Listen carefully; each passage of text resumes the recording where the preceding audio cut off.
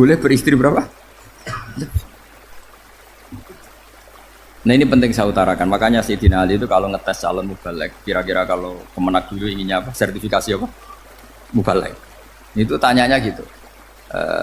Ta'rifun an-nassa wal manso, kamu apa tahu nasa manso lah.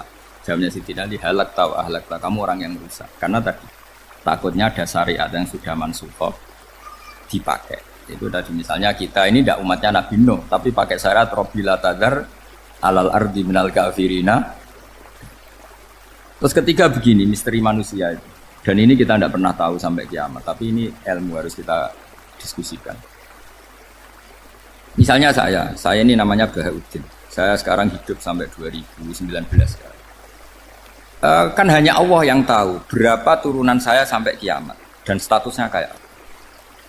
Donald Trump juga gitu. Donald Trump itu sekarang kafir, tapi kita tidak pernah tahu nanti turunan keberapa ada yang Muslim. Nah turunan yang calon Muslim ini diletakkan di mana kita tidak tahu. Yang jelas kalau kamu bunuh itu katut itu. Artinya gini, logika membiarkan orang kafir itu ya ada logikanya. Logika membunuh karena mereka mau membunuh kita ya ada logika fikihnya, karena kalau kita ada membunuh dibunuh. Makanya semuanya hukum ini terus bergantung al-hukmu yaduru ma'ilatihi wujudan wajib. Di sini terus dipertemukan. Makanya semua nabi itu kalau yang namanya membunuh pasti pas perang saja, karena ini kondisi yang memang pilihannya hanya dua, kalau nggak dibunuh ya membunuh. Ada duel lah itu. Maka ini butuh kajian fikih dan orang nggak boleh subjektif dalam hal ini. Saya ulang lagi, tidak boleh subjektif. Karena tadi orang yang kamu katakan sekarang misalnya Zaid, kamu itu bodoh sekali. Kenapa bodoh? Nggak hafal Quran, nggak pernah kuliah, nggak pernah ngaji. Ternyata Zaid ini bersemayam calon anak yang alim alama hafal Quran, namanya Umar, tapi masih jadi sperma. Suatu saat Zaid itu punya anak alim alama, kan banyak orang nggak bisa baca Quran punya anak hafid, banyak nggak di Indonesia? Banyak nggak petani yang punya anak dekan? Petani punya anak dekan, yang dekan punya anak naik kelas saja susahnya bukan main. Banyak kan? Nah ketika dibalik nanti ada dekan punya anak goblok, yang petani punya anak dekan, pinter mana? Kita tidak pernah tahu, makanya ini kan ya sudah, kalau nggak pernah tahu ya bilang saja wallahu alam, kan selesai, daripada keminter keliru kan ada wallahu alam. Makanya cerita favorit guru saya Kiai Haji Maimun Zubair itu punya apa namanya Kiai Zubair, itu cerita favoritnya itu ada santri namanya Soleh. Soleh itu alim alam. Orang Madura itu cara berpikir kan kalau kiai saja alim seperti itu apalagi bapaknya. Pas bapaknya main ke pondok, santrinya ada ribuan, bapaknya main ke pondok itu. Sholat itu ya gak bener, gak sesuai sunnah Rasul lah kira-kira gitu. Sudah sholat itu gak bener, apa-apa gak bener. Masih ditakwil sama santri Madura, karena orang Madura itu kultus. Mungkin khilaf itu satu khusus, pokoknya perlakuan khusus. Suatu saat saking bodohnya orang itu, kenceng tuh pinggir musola. Wah ini gak bisa ditakwil lagi, akhirnya gak bisa ditakwil tuh gak. Wah ini sudah gak bener ini, gak bener. Singkat cerita santri tadi gak kuat matur ke kiainya, Pak Yai, jenengan sealim itu kok bapaknya segoblok itu.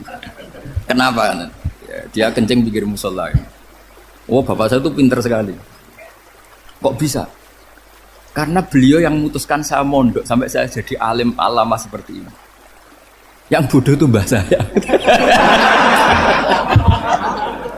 Yang bodoh itu mbah saya kan?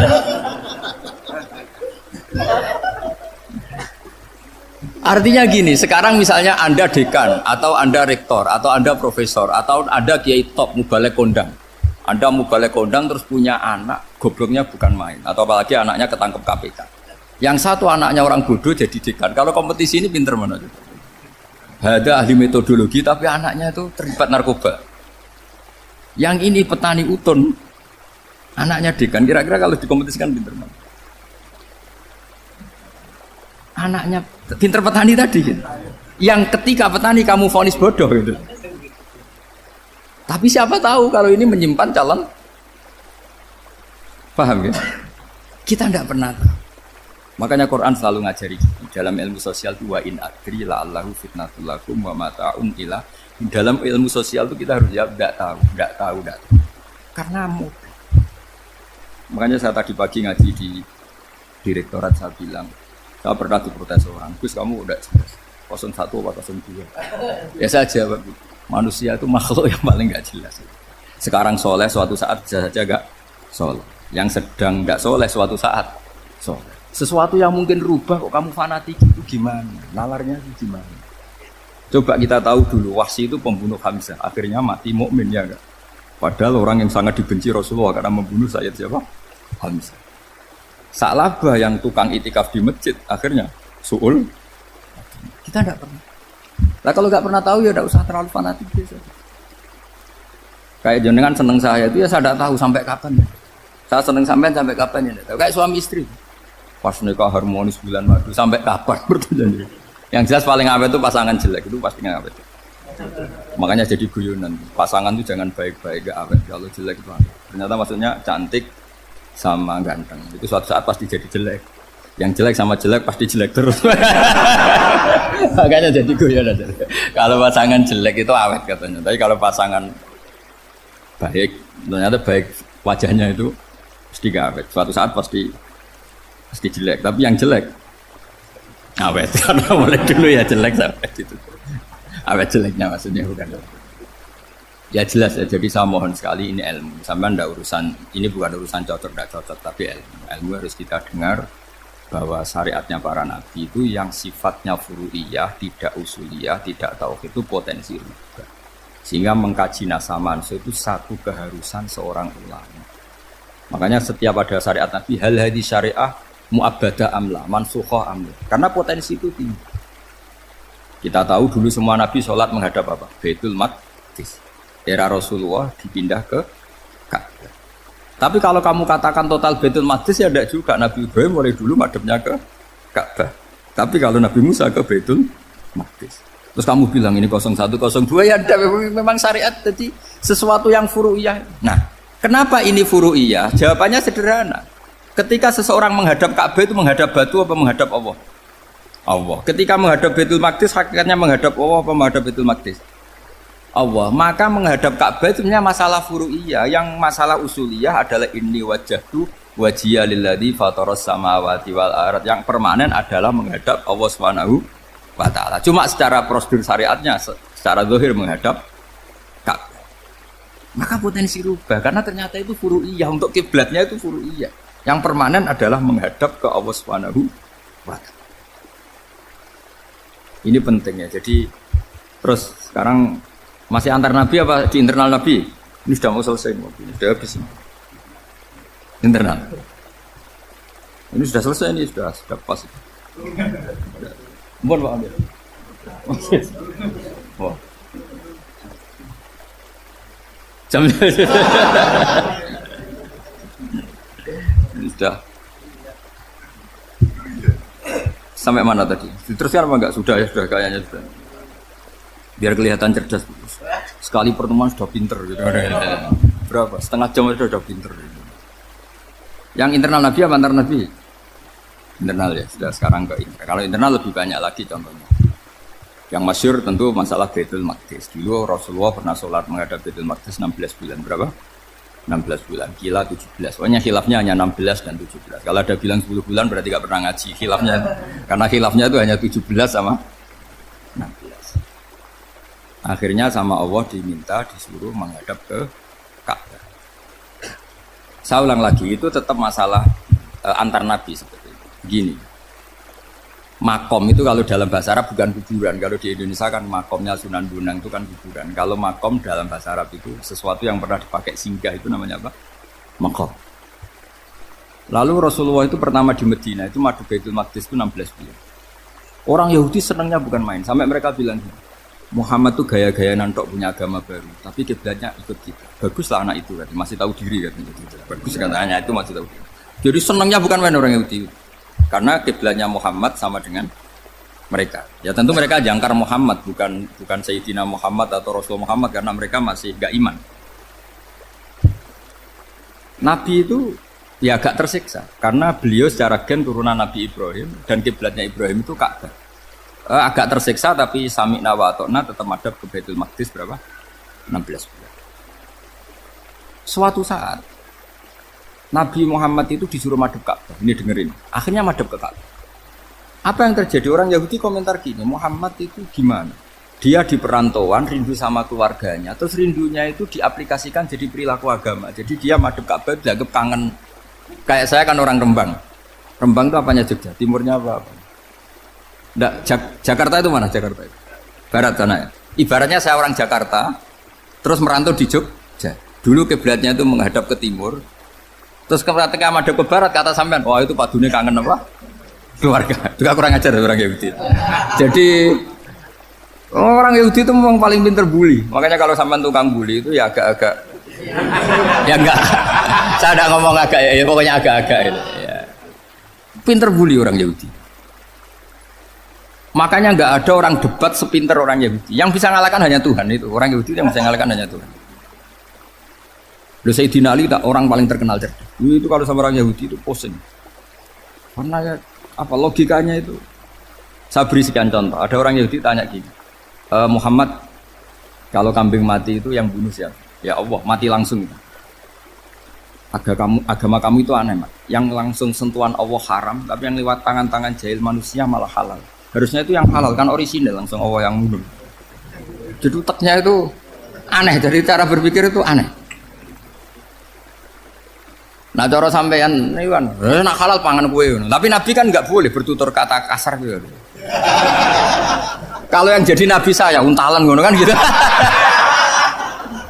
Tapi nabi kan nggak boleh kasar. Jadi nabi itu problem karena nggak boleh apa? Kasar. Kalau kita kan gampang. Wis nak halal untalan kan selesai, Pak. Tapi nabi nggak boleh kasar gitu. Jadi jadi nggak nabi, nggak sampean itu kan enak.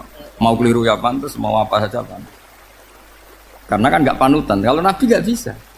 Meluruskan kebenaran itu harus tetap sesuai akhlak.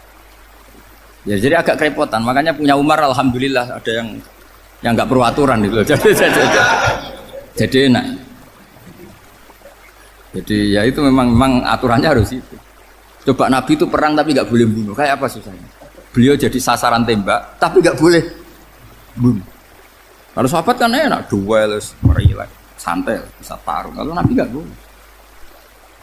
Makanya Nabi meskipun ikut perang terus nggak ada sejarah orang yang dibunuh. Ya, hanya satu peristiwa itu pun dibaca orang kafir, ditangkis Nabi, pedangnya kembali ke dia mati. Tapi tidak ada yang Nabi. Karena Nabi kalau pembunuh nanti itu terus kayak pendekar kan susah juga punya Nabi kok. Habis perang saya Nabi tanya, Muhammad habis serang berapa? 1000. Ya repot juga punya Nabi mantan apa? Pembunuh meskipun yang dibunuh orang kafir, tapi kan kayak apa ya? Fitrah manusia itu akan menolak kepemimpinan orang yang gitulah pokoknya nggak bisa diterangkan itu. Makanya Nabi itu nggak pernah bunuh meskipun kayak apa musuhnya tapi nggak pernah bunuh. Untungnya di sekeliling orang-orang yang tadi jangan bilang tuh suka bunuh ya, pokoknya perang gitu ya. Perang dengan bunuh itu beda loh ya. Kalau perang itu fair apa? Sampai mana tadi? Nabi Ibrahim ya. Makom tadi saya ulang lagi. Nabi Muhammad menghadap ke Baitul Maqdis itu hanya Allah nuruti. Ini loh Nabi betul. Tahu betul bahwa di antara syariat adalah Baitul Maqdis karena semua nabi pernah berkiblat Baitul Maqdis. Tapi Nabi ketika menghadap ke Ka'bah, Nabi juga dibilangin sama Allah. Ini loh syariat yang benar karena Ka'bah juga kiblat sing a'taku, lebih tua ketimbang Baitul Maqdis. Maka disebut Ka'bah Atiqah. Ilal Baitil Atiq. Kalau Quran bahasakan Ka'bah apa? Wal yatawafu bil Baitil Atiq. Atiq itu tua sekali. Ya, sudah. Ketika berstatus tua itu orang Yahudi seneng, mergo roh kelirune Muhammad. Mereka nantang, Muhammad ayo debat terbuka. Nabi rawuh. Bagaimana Anda bilang Ka'bah itu kiblat tertua? Wong Ka'bah itu pertama yang menghadap sana itu ya kamu. Semua nabi menghadapnya ke Baitul Maqdis. Terus Nabi Muhammad mulai berargumentasi ilmiah. Enggak, Ka'bah itu kiblatnya Ibrahim. Jadi Ibrahim dulu itu yang mulai dulu kiblatnya itu di. Terus orang itu tanya, buktinya apa? Terus dijawab, fihi ayatum bayinatum maqam Ibrahim. Ternyata di situ ada jejak kakinya Nabi Ibrahim, yaitu batu yang diinjak beliau ketika bangun Ka'bah. Itu argumentasi ilmiah. Lah barang orang Yahudi kehilangan ilmu itu gobloknya orang Yahudi. Makanya yang bisa mengalahkan Yahudi hanya Allah Subhanahu wa taala. Luang Ibrahim saja golongan kita, pengikut kita. Ibrahim itu pengikut Yahudi. Wah itu Nabi mulai senyum-senyum, mulai tertawa-tawa. Itu goblok orang terdidik. Karena itu ibaratnya kayak kamu bilang Soekarno itu pengagum Puan Maharani. Kira-kira seperti itu. Soekarno itu pengikut Puan. Karena Yahuda itu Yahuda bin Yakub bin Ishak bin Ibrahim. Saya ulang lagi ya. Nasabnya Yahudi ya Pak. Yahuda bin Yakub bin Ishak bin Ibrahim. Jadi Ibrahim itu mbah keempat dari Yahuda. Tapi karena mereka kalah debat, Ibrahim itu pengikut Yahudi. Itu sama dengan bilang apa? Soekarno itu pengikut Puan Maharani. Itu kan jadi aneh. Atau Gus Dur pengikut Mbak Yeni, atau Basim Asari pengikut Mbak Yeni, itu kan aneh. Wah, akhirnya sama Allah diingatkan. Makanya ada ayat ha antum haula hajatum fi malakum bi ilm falimatu hajuna fi ma laysa lakum bi ilm. Perjanjian debat ini semuanya harus ilmiah. Tapi kenapa perdebatan Anda malah ndak ilmiah? Karena orang Yahudi iftadohu, malu semua. Wah, semuanya Muhammad itu satu-satunya kekalahan orang Yahudi. Tapi ayat-ayat seperti ini itu enggak populer. Ayat ha antum haula'i hajastum fi ma lakum bi ilm falimatu hajuna fi ma laysa lakum bi. Jadi Islam betapa hebatnya Islam. Kalau debat harus ilmiah. Dan Kanjeng Nabi menantang, ini perjanjian kita debat ini ilmiah. Kenapa sekarang jadi tidak ilmiah? Yaitu kamu mengatakan Ibrahim itu pengikut Yahudi, padahal Ibrahim dengan Yahudi itu dulu Ibrahim. Ya semat kalah mas, tapi tetap ra Islam. Tapi nah, makanya terus Ka'bah dibuktikan ketuaannya lewat apa? Fihi ayatum bayinatum maqamu Ibrahim. Itu bukan makam kuburan. Karena makamnya Nabi Ibrahim tetap Hebron, temudi Palestina. Kira-kira itu Palestina. Jadi Israel yo ning Israel, bola menang di. Jadi ning Israel yo ning Israel, jadi Palestina ning. Saya pernah ziarah ke sana di Hebron. Di makamnya Nabi siapa? Ibrahim. Jadi jelas ya. Jadi nasa mansur itu ketentuan yang dikehendaki Allah Subhanahu wa taala untuk menguji loyalitas manusia, menanggalkan semua akal. Makanya saya mohon sekali siapapun yang ngaji saya dimanapun, sekali-kali manusia itu harus menanggalkan akal. Sekali Anda pakai akal, maka Anda akan ingkar dengan nasa mansur. Nasa mansur itu hukum yang direvisi, yang dibatalkan. Makanya orang Yahudi lagi-lagi pinternya orang Yahudi. Merovokasi orang-orang yang Islamnya belum kuat, diprovokasi gini. Ungzuru ila Muhammadin tahayyara fi din yukhillu yawman wa yuharrimu ukhra. Lihat itu Muhammad, dia kebingungan cara beragama. Kadang bilang A, besok bilang B. Jadi nasa mansub dianggap satu bentuk kebingungan. Gak kurang ajar tadi. Wah, akhirnya sebagian orang yang murtad. Makanya nasa mansub itu satu peristiwa yang menjadikan banyak orang murtad. Karena diprovokasi orang Yahudi bahwa itu bentuk kebingungan Muhammad. Akhirnya terus saya qulu sufaha minan nasi ma wallahum an qiblatimul lati kanu. Kelirunya orang Yahudi adalah ternyata nasah mansuh yang dipilih Rasulullah itu semuanya ada di Taurat dan Injil. Termasuk di Taurat dan Injil disifati dan Nabi yusolli ilal qiblatin, bahwa Nabi ini akan bersolat dengan dua kiblat. Makanya tetap ditantang. Qul fa'tu bit-taurati fatluha in kuntum shadiqin. Kalau kamu tidak percaya bahwa saya ini orisinil, ayo bareng-bareng mengkaji Taurat. Tapi mereka tidak siap mengkaji Taurat. Karena Taurat semuanya mendukung Rasulullah Muhammad SAW. Fatluha in kuntum shadiqin. Makanya ini penting sekali ngaji. Jadi perdebatan itu macam-macam. Dan itu pinternya orang Yahudi. Ungzuru ila Muhammadin tahayyara fi dini yukhillu yawman wa yuharrimu. Ini penting sekali. Makanya nasa mansur uji loyalitas. Itu Imam Malik kalau mencontohkan ke Imam Syafi'i. Saya berisikan contoh fikih. Ini saya melanggar waktu. Saya yang tidak mengesahkan diri saya. Ya misalnya ini ya, ini kertas saya bawa ya, ini kertas saya bawa. Terus ini tak kasih uang misalnya, uang 100.000. Atau kalau contoh Imam Syafi'i dulu dididik Imam Malik begini. Ya Syafi'i, kalau kamu punya dua budak, dua pembantu, kalau dulu kan masih ada budak, dua pembantu lah. Seneng mana, yang cerdas sama yang goblok? Seneng yang cerdas. Kalau yang nurut sama yang bantahan, seneng yang nurut. Nah yang nurut itu yang goblok. Makanya tinggal dibalik saja. Kamu tak beda ya. Seneng mana punya istri yang cerdas apa yang goblok? Coba jawab. Atau ibu-ibu mbak-mbak ini, seneng mana punya suami yang cerdas atau yang goblok? Kalau cerdas gak bisa diakali, tapi goblok nurut tapi ya kadang sini kan dengan sini. Nah, itu kan antar manusia. Masalahnya kita menghadapi Allah Subhanahu wa taala yang semua kita pasti bodoh. Kita menghadapi Allah Subhanahu wa taala yang semuanya kita pasti bodoh. Allah jelas ngendikan wa kanal insanu dzaluman jahula. Manusia itu banyak dolimnya. Dolim itu sifat mubalaghah. Kalau orang dolim sekali dolim, kalau sering dolum, kalau jahil biasa jahil, kalau banget jahili jahul. Bahasa Arab kan gitu memang. Ghafir pengampun biasa, kalau ghafur selalu mengampuni. Syakir, makanya sifatnya Allah Taala ikut wazan faul semua. Ghafur, syakur, atau diikutkan wazan faal. Kalau goblok biasa jahil, goblok banget jahal kan itu. Kafir biasa kafir, kalau kafir banget kafar. Ya, jadi wazan balaghah itu bisa faal, bisa faul ya. Kafirin, kafar atau kafur. Paham ya? Malah ngaji nahwu. Ya, tapi ini memang perangkatnya ya. Ini kan perang mau tidak mau. Makanya misalnya Allah tidak suka kulla kafarin banget kafir ya, Pak. Paham ya? Kulla khawanin banget khianate. Kalau khain khianat biasa, kalau khawan sering khianat. Nah, manusia itu kata Allah apa? Zaluman. Wes banget dolime banget. Itu kalau yang ngarang hikam mencontohkan tuh gini. Manusia itu pas bener saja salah, apalagi pas salah. Jadi manusia itu kata Imam yang ngarang hikam, man itu kanat mahasinhu masawiyah, fakih fala takunu masawihi masawiyah. Ketika baik saja buruk, apalagi ketika buruk. Coba kalau ada orang dermawan sama teman-temannya, tanyakan istrinya.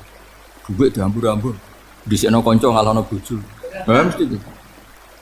Teman yang sering silaturahim ke teman-temannya, kata temannya baik, senang silaturahim, tanyakan istrinya, oh meninggali wong. Jadi manusia pas baik saja ada buruknya. Apalagi pas buruk. Makanya dulu bapak saya ngajarin saya istiqomah ya apik ya. Tapi kadang-kadang nak keterusan itu ora istiqomah ngangkangi. Orang dia tidak punya kesempatan. Misalnya ada imam masjid ngimami terus sampai tua sampai mau mati. Itu istiqomah apa tidak memberi peluang yang lain? Tidak jawab aja. Jadi itu manusia. Jadi pas baik saja buruk. Apalagi pas buruk. Kayak saya gini di sini ngajar baik, tapi saya ada sopannya harus di atas. Padahal banyak orang sepuh, ada Pak On, ada beberapa yang kan terpaksa nggak sopan. Tapi sama yang nyuruh, berarti sama yang dosa. Kemarin saya minta di bawah supaya ganjaran saya utuh. Ini gara-gara begini ganjaran saya ini agak terkredit terdebat itu karena itu. Saya teruskan. Jadi manusia itu punya sisi itu karena manusia itu dzalum dan jahil. Bahkan al insanu dzaluman.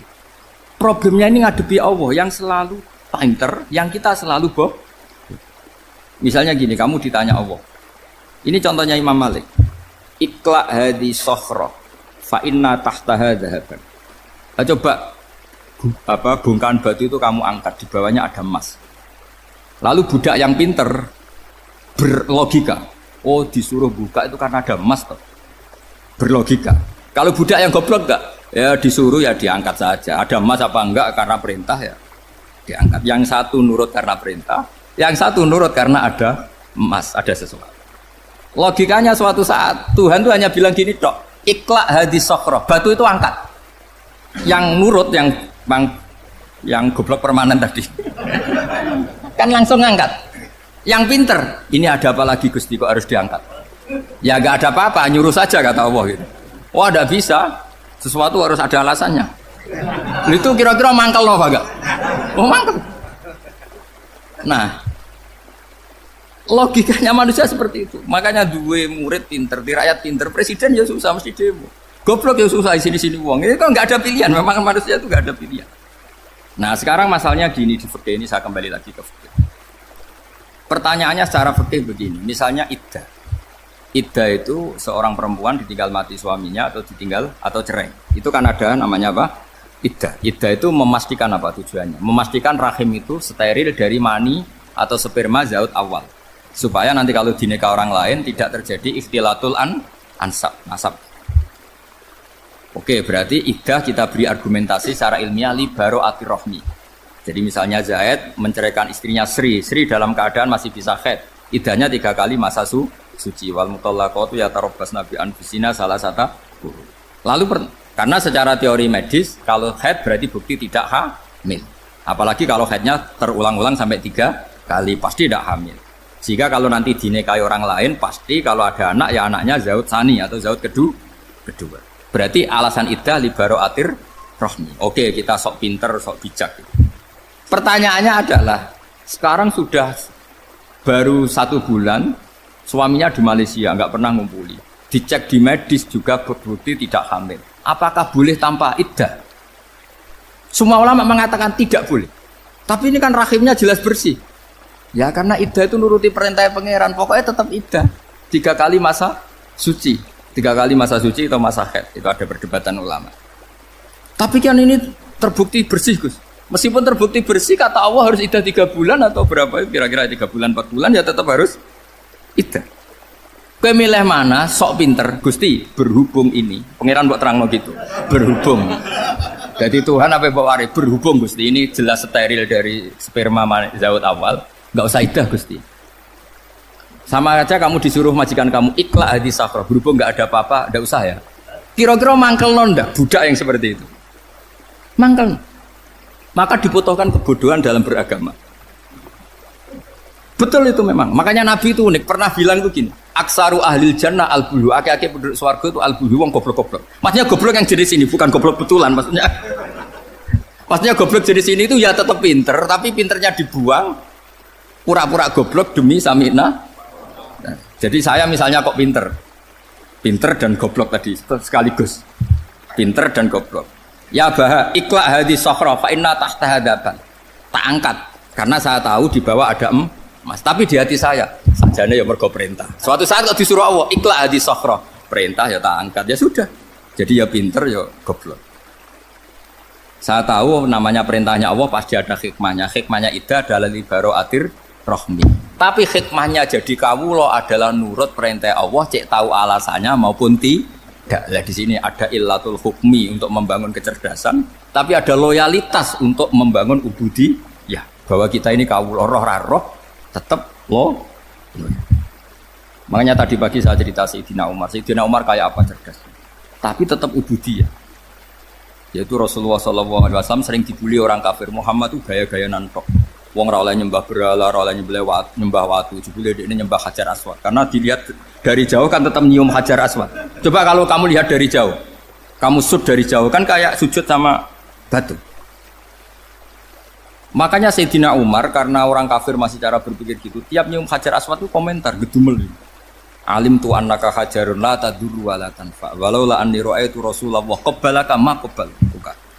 Aku roh nak watu ya ora mandoroti ra manfaati. Kalau saja saya tidak melihat Nabi nyium kamu, saya tidak sudi nyium kamu. Jadi tidak berdoa doa mustajab itu tidak gerutu. Karena apa? Umar tahu ini masalah secara tauhid. Kalau saya doa di depan Hajar Aswad nanti dikira syirik karena berdoa di depan batu. Tapi kalau saya ada nyium nyulayani sunnah Rasul yaitu nyium Hajar wis tengah-tengah nyium sambil gerutu itu sudah kompromi.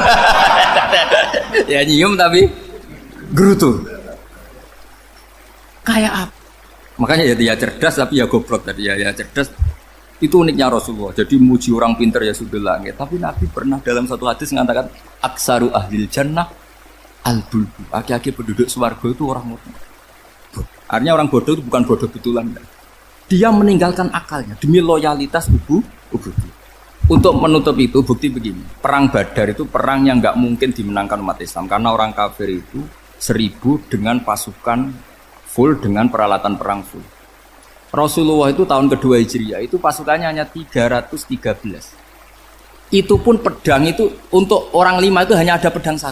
Jadi kalau mau dibaca orang sih Kang nilai pedangnya aku. Itu kan nggak kebayang perang dalam keadaan seperti itu. Jadi mesti kalah, orang kok mungkin kalah mesti. Tapi Nabi tetap bilang saya ini disuruh Allah perang, ya harus berangkat. Yaitu perang Badar. Kata para sahabat ya Rasulullah ini nggak masuk akal, sudah nggak usah perang ini nggak masuk akal, mau setor nyawa. Sudah gitu dadaan, nggak ada persiapan. Lucunya apa? Sahabat itu ketika Nabi tetap berangkat. La akhrujanna walau waqti. Nabi menginginkan saya tetap berangkat meskipun sendi. Setelah Nabi berangkat sekian meter, tuh sahabat ikut semua. Kata Nabi, lah kamu kok ikut? Ya ikut saja. Kata kamu mesti kalah. Ya anggap saja setor nyawa. Demi loyalitas pada jenengan. Itu makanya nggak ada periode sebaik periode sahabat. Tapi yang gerutunya jalan. Karena gerutu ini bawaan ilmiah. Makanya kita loyal sama presiden. Tapi yang nggak cocok ya gerutunya jalan.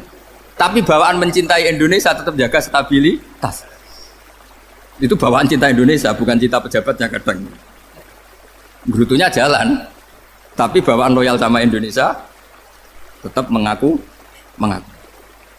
Bawaan loyal sama Rasulullah tetap ikut perang, bawaan akal karena nggak masuk akal ya gerutu.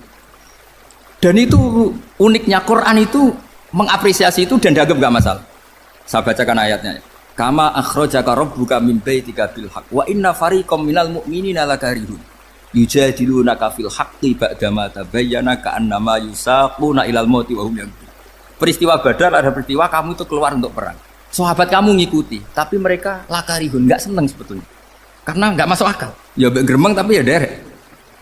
Yujadilunaka fil haqq, mereka mendebat kamu dalam kebenaran. Jadi ya Rasulullah wong perang kawan kalau jenengan lakoni alasane nopo? Lah kok melok? Ya saya harus ikut jenengan Nabi. Itu unik. Kalau orang sekarang mana mau, kalau nggak masuk akal nggak mau melakukan. Coba misalnya istri kamu belajarnya dikurangi, anggap saja petualangan latihan hidup di masa lalu, nggak mau. Padahal petualangan itu hal yang indah. Petualangan itu kan hal yang indah, kan nggak mau. Oh ngirit tuh alasan. Tapi lucunya kalau dijak camping bermiskin-miskin di hutan mau. Karena karepe dhewe, tapi nak suami yang ngongkon. Ayolah seminggu ini kita model miskin, anggap aja petualangan masa lalu. Enggak mau. Karena pinter, apa? Coba kalau bodoh. Ya ngono ya apa-apa Mas. Tapi resikonya nak bodoh, pas kamu sakit ya dibiarin. Karena dia melihat sakit kan biasa, namanya manusia. Jadi makanya ini pilihannya susah, hidup itu masih susah makanya ini. Jadi uniknya Quran gitu, Quran itu membolehkan psikologi manusia. Makanya Allah ngendikan kutiba alaikumul qital wa huwa kurhul lakum. Ya saya tahu kamu tidak suka perang. Allah yang ngakui bahwa kurhul enggak apa-apa. Tapi ketidaksenangan kita harus dilawan demi mengikuti Allah dan misalnya perempuan Allah juga gitu. Wa ashiruhunna bil ma'ruf. Gauli istri kamu muamalah secara baik. Kata Allah fa in karihtumuhunna fa asa an takrahu syai'a wa ja'alallahu fi khairan kasih. Mungkin ada watak yang kamu tidak suka, tapi di situ ada kebaikan. Allah ngaku yang namanya suami mesti ada watak yang nggak suka dari istri. Juga sebaliknya lebih banyak lagi yang suami istri kamu tidak suka watak kamu. Juga nggak suka hidung kamu, wajah kamu banyak lah nggak disuka. Tapi demi kestabilan negara suami istri ini, mereka loyal. Justru itu bagus. Maka jagalah ilmu, juga jagalah loyalitas. Itu yang perlu saya utarakan. Jadi makanya agama ini dibangun dua. Satu kecerdasan hikmah, yaitu ya al-hukmu ya duru ma'ilati wujudan wa adaman. Tapi juga ada ubudiyah, bahwa agama ini milik Allah. Maka sami'na wa ata'na. Karena begini logikanya, saya ulang lagi masalah batu. Iqla hadis sokhro fa inna tahta adab. Terus saya angkat, pembantu saya ngangkat. Dia saya gaji atas nama apa? Nurut kan?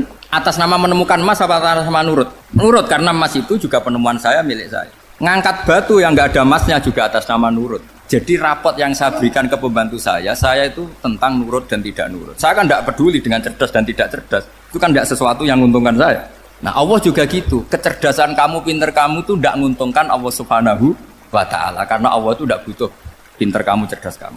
Allah hanya butuh mental ubudiyah kamu. Makanya Allah mensifati nabinya hanya subhanalladzi asra bi abdihi, karena status tertinggi manusia adalah sifat kehambaan. Makanya ya Tuhan nafsul mutmainnah irji'i ila rabbiki radiyatan mardiyah fadkhuli fi ibadi, berstatuslah sebagai hamba baru wadkhuli.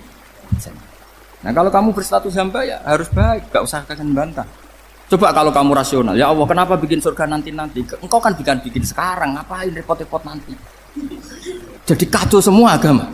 Makanya yang perlu didahulukan adalah status ya Tuhan nafsul mutmainnah irji'i ila rabbiki radiyatan mardiyah fadkhuli fi ibadi, masuklah berstatus sebagai hamba saya. Khasnya hamba tadi ya cerdas, karena semua yang diperintahkan Allah pasti ada hikmahnya. Tapi kecerdasan ini kadang kita tinggalkan demi loyalitas ubudiyah.